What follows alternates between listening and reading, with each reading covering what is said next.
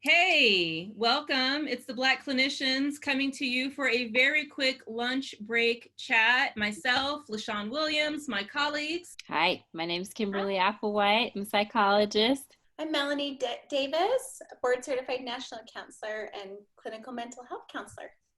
Exciting. Thank you for joining, ladies. You know, we're in difficult or different times, right? For a nice reframe, we're in different times right now. And I'm glad that we got a chance to get together and chat. I wanted to keep it really short, informal, and quick. Some bite-sized moments that we can give to the community in these times of the quarantine.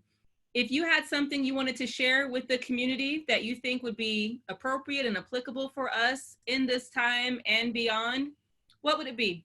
Kimberly, let's start with you. So, what I've had on my mind, because I think a lot of us have more time at home with our kids, just want to help myself and my friends keep those belts in storage. Let's not go back to beating the kids in the times of the Rona. I am having a really difficult time kind of channeling my best doctor self when I have these moments at home. And so there are some things that I thought might be helpful.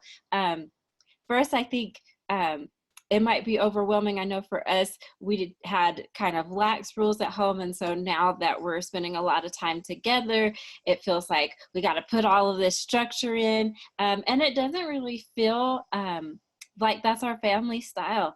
And so one thing that I have found helpful is just to come up with 3 to 5 like rules or themes that are going to guide your family through this time. Think about things that can have wide application and that can be positively stated so that I'm not going to be spending all my time saying, don't do this, don't do that, don't do that.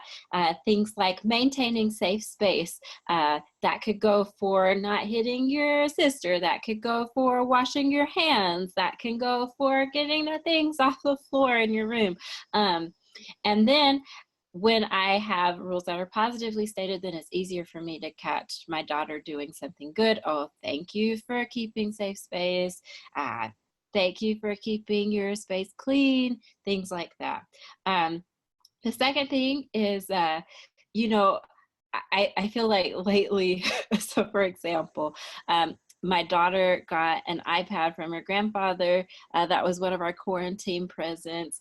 And she has just been so removed from the world that, and it's almost embarrassing to mention this. This is one of these belt moments. We went into her room, but the room smelled like pee. I'm like, what you been doing? So she had been peeing in the trash can so that she wouldn't have to leave her room and get off her iPad. And so I was just like, what is happening? So the first thing that helped me not to completely lose it was using the dialectical behavior therapy skill of stop. So you stop, you don't react, you freeze those emotions where they are, take a step back, maybe take a breath if you need to, observe what's going on, how I'm feeling, and then proceed mindfully. So I stopped, took a step back, observed, proceed mindfully. Okay, wait, hold on, wait. Oh, yeah. Let's stop right now. Okay, wait. So the S is to stop. Stop. The T is to take a breath in the room where the trash can. Okay, take a breath. Stop, take a breath. Take a step back is the thing. So the step back was helpful. So stop, take a step back. Out of the room. Yes. Out of the room. Away from the trash can. Like, bless it. Okay, O is what? Observe. So notice what's going on inside. So I had a lot inside of me. Feelings. Yes. Okay, so yes. Observe what's happening on the inside of me and on the, because of the outside of me. I got to observe this. Okay, that's and then right. P. Proceed. And I'm forever triggered by the letter. Proceed mindfully. Proceed mindfully. Yeah, so that's just about acting with awareness. I don't want to necessarily be in my feelings because she's my daughter and I love her. And how old is she? She is 6.5 years old. Developmentally, though, it's like we're within a time frame where some kiddie behaviors can make sense. And honestly, it's a little ingenious. Yeah. I mean, the creativity of her mind is really impressive at this point. She's coming up with all kinds of things. Right. And you know, if when we take a step back and observe and then perceive mindfully, then we can kind of like see where things make sense. It's easier for me to do this with my teenage clients and say, okay, in some universe, there is a place where this behavior makes sense. And when you find that universe, I think it's easier to like make these times connecting times. You know, there's literature about time out versus time in that gets at this idea of like, timeout was never meant to be a punishing thing. We're just trying to figure out what the function of their behavior is. And if it's inappropriate, we're not going to put undue attention on that thing. But we're going to put attention where it matters most. And so when I perceive mindfully, then it helps me to, my next point is think about making conversations as opposed to asking questions, because it would have been easy for me to be in that moment like, what were you thinking? Why did you do this? What is going on in your head? If I make conversations or observations, I'm like, I am selling something. I see that you did. And it really helps her to remove some of the shame. I mean, because she knew she was wrong, but it helps her feel safe that we can have a conversation about things. And it makes whatever corrective action you have to take after that be easier to take, because you know that the appropriate behavior is the thing that's getting addressed, and not, you know, this creativity of the mind, and not, you know, other things that maybe you want to keep long term. So those are my thoughts. I told y'all I had a story. Woo! So great. Oh my goodness, that is wonderful and amazing. Okay, how do you follow up with that? I mean, Well, just the thing that was like coming to mind for me is I'm like, she's a little one. There's all this like uncharted territory, right? And then she's probably like, well, if I go out, someone's going to tell me I need to put my iPad down. So would you really go out? No. So, I mean, there's so many things that make sense about little one's behavior right now. Yeah. You know. Seriously. And I really love that you discuss having more flexible rules, like maybe 3 or 5 things that we can apply across the experience of our family. Yeah. And then sticking to that and finding a way to make every kind of behavior fit into one of our, you know, things that we do as a family, because that's been really difficult for us. Like I'm not a routine person, but I have felt the energy of, you know, get a routine, get a structure, get a schedule. And it literally goes against my spirit. Like I remember I've written stuff on vision boards and I've been like, this is a lie. It's not true. I'm not going to be able to, but I'm going to write it anyway, because that's what everyone says you should do, is write these things down. Today, I was able to go and buy like command strips to hang up the dry erase board where I want to write the general idea of the day, you know? That's what we have. Look at that door. Our little whiteboard. Oh, it's on the inside. Sorry. It's on the other side. Okay. I think we have the same thing. I'm like, command strips. And this Yes. is what it is. Yes, absolutely. And I think being able to start small and do what you can with what you have. Yes. And if I can't get through a full 9 to 3 school day, if I can get to 11 a.m.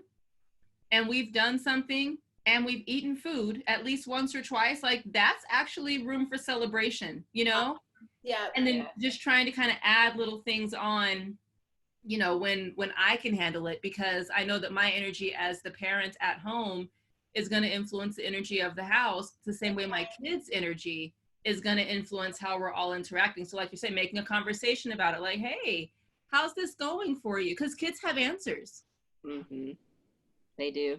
And I think we're all on a shaping curve here, because most of us are in uncharted territory. Even, you know, I've seen a lot of like, well, you know, I'm a stay-at-home mom, and so like my schedule hasn't changed so much, but I still think like the amount of time that we're getting at home, like relative to the amount of time that our children get with other people, is still like drastically shifted. And so, you know, it takes time. We're all on a journey, and we can afford to learn things, try things, craft new things, make a routine that really works for who we are as families. That's wonderful. I know you've got to run and you've got a client in a few minutes, but so the stop that you mentioned is a DBT skill. Yes. And it stands for S is to literally stop, like stop what you're doing. Yep, stop. Try not to let your emotions go past that moment, because, you know, if you act in an emotional way or while you're in your feelings, like it may make you do something that you regret. Not because your emotions are bad, but just because those first emotion urges may not be like the face you want to put forward. Okay. And then the T is to, I keep thinking take a breath, but then I'm in with trash can. So it's take a step back. Take a step back and then take a deep breath if you need to. Whatever is going to make you feel grounded and less likely to act impulsively. All right. The O is to observe. Yes. So like notice what's going on inside, notice the situation. When I talk about observing with clients, I like to say, well, like if I was there, how would I describe it? Again, it's another way to like distance yourself and say, you know, not be as emotionally reactive, but just the facts, almost as though you were a newscaster. I've started to write down things that my daughter does. And when I write them down, it kind of takes out like the power and emotionality of it. I'm just like, this crazy thing that happened today, just like it's on the news. It's really breaking fun. News. Yes. Yes.